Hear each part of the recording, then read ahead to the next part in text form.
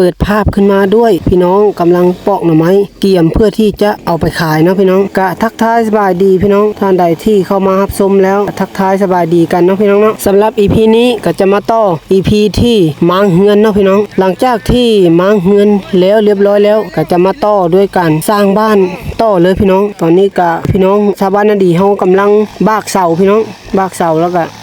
เกี่ยมที่จะตั้งเสาเนาะที่ตั้งเสาเป้าหมายเพิ่นในมื้อนี้ก็คือสร้างบ้านให้เสร็จภายในวันเดียวเนาะพี่น้องก็มาลุ้นนํกันว่าสิเป็นไปได้บ่พี่น้องก็มาติดตามรับชมนํกันว่ามื้อนี้เพิ่น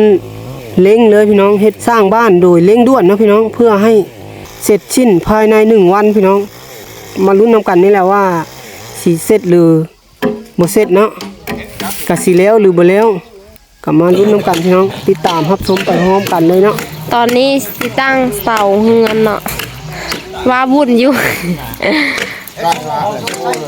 เดินพื้นที่มันน้อยเนาะพี่น้องเนาะยังคิดบ่ออกว่าสิตั้งแบบใด สิออกแบบใดเนาะยังวีฮู้เทื่อตัวนี้ก็เริ่มออกแบบแล้วก็แท็กระยะห่างคุมแล้วพี่น้องว่าเอาลวงกว้างแต่ละห้องนั้นกว้างจักเม็ดเนาะพี่น้องตอนนี้เพิ่นก็กำลังวัดแท็กอยู่พี่น้อง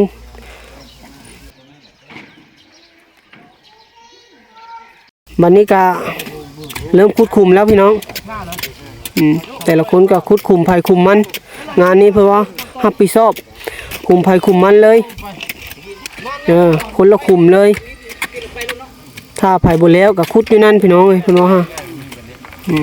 ดินก็แข็งพี่น้องเอ้ยจำเป็นต้องได้เอาเหล็กวอดมาขุดใส่เสียมบางๆนี่ถือว่าขุดบ่ได้พี่น้องเพราะว่ามันเป็นดินมะคอมเนาะ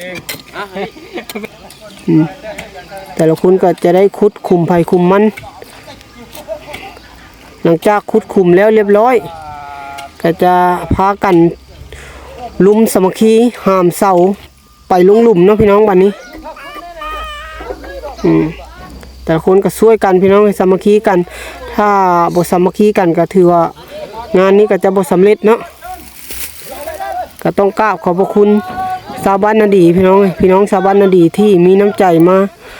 ช่วยเหลือเกื้อกูลกันเนาะพี่น้องในงานสร้างบ้านให้พ่อเฒ่าแม่เฒ่าในมื้อนี้พี่น้องเพราะว่ามั่งแล้วก็ต้องได้สร้างเลยนะมั่งแล้วต้องปลุกเลยเพื่อที่จะให้ท่านได้อยู่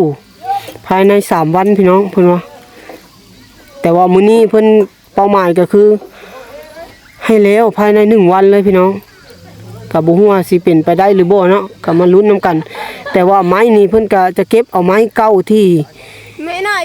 เฮือนที่หมางกินนี้ล่ะพี่น้องแต่ว่ามาสร้างไม้เพราะว่าเฮือนหลังเก่ากินนี้ย้อนว่ามันเซสาเหตุที่หมางก็เพราะว่ามันเซแล้วเลยจำเป็นต้องได้หมางเพื่อที่จะมาสร้างไม้แต่ว่าเอาไม้อันเก่าไม้เฮือนอันเก่าแต่ว่าเสานี้จะเป็นเสาที่พ่อเฒ่าซื้อไม้เนาะแต่จะบ่ได้เอาเสาเฮือนเก่าแต่ว่า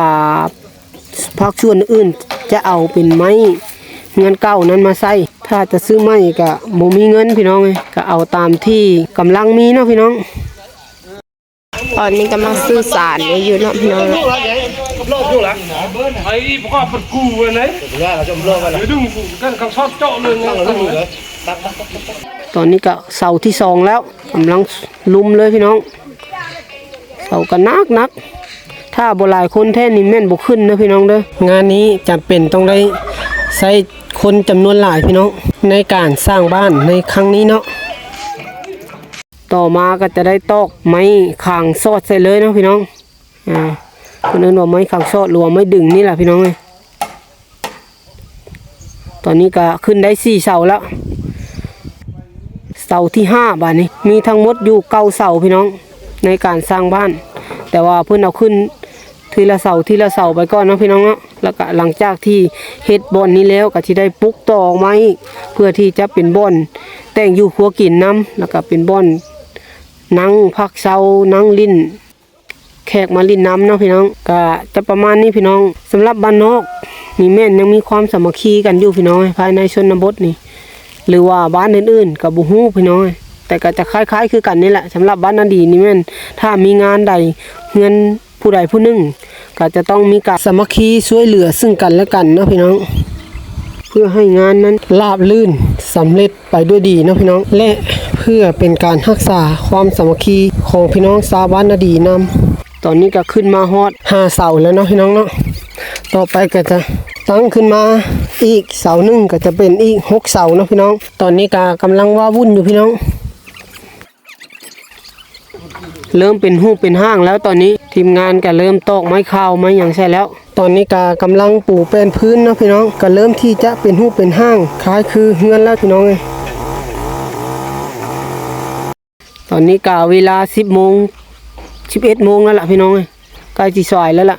11แล้วล่ะตอนนี้ก็เอาขึ้นไม้คือหรือว่าไม้ดึงทางเทิงหันแม่นกาไกจะสำเร็จแล้วเนาะพี่น้องขึ้นมา1คือแล้วยังอีก2ส้นเนาะพี่น้องเครื่องกลางเรียบร้อยแล้วน้อยโอเคตอนนี้ก็เอาขึ้นคือแล้วหมดแล้วเนาะพี่น้องแล้วล่ะยังแต่หลังคามันบัดนี้ลงเฮ็ดยังไงให้เรางัดเดียวแล้วตอนนี้ก็กำลังงัดให้เสามันสูงช่ำกันเนาะพี่น้องเพราะว่ามันต่ำลงมาค้อยลงมาทางเทงหัวหน่อยนึงเพื่อก็จะงัดให้แต่ละเสาให้มันเพียงกันงัดขึ้นแล้วก็จะเอาดินถมลงเนาะพี่น้อง